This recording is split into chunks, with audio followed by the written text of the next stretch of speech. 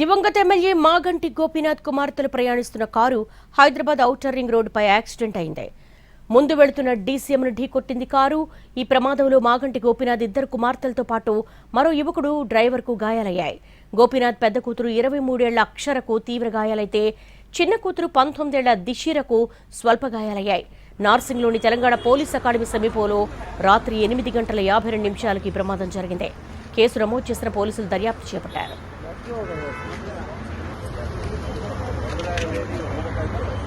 TS-05 EP 0001 number ఫార్చునర్లో ప్రయాణిస్తున్న సమయంలో accident జరిగింది. ఆ సమయంలో కారును డ్రైవర్ అరికెపూడి దుర్గా సాయి నడుపుతున్నాడు. కారులో మేడిపల్లి అభిరామరెడ్డి ఉన్నాడు. ఫార్చునర్ TGPA జంక్షన్ను దాటుతున్న సమయంలో ముందున్న డీసీఎం టైర్ అకస్మాత్తుగా ఊడిపోయింది. డీసీఎం సడన్ గా ఆగిపోవడాన్ని ఫార్చునర్ డ్రైవర్ గమనించాడు. కానీ స్పీడ్గా వెళుతున్న వాహనాన్ని నియంత్రించలేకపోయాడు.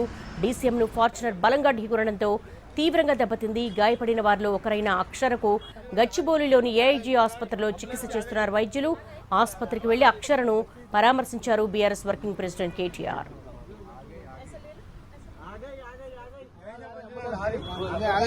एम्बुलेंस की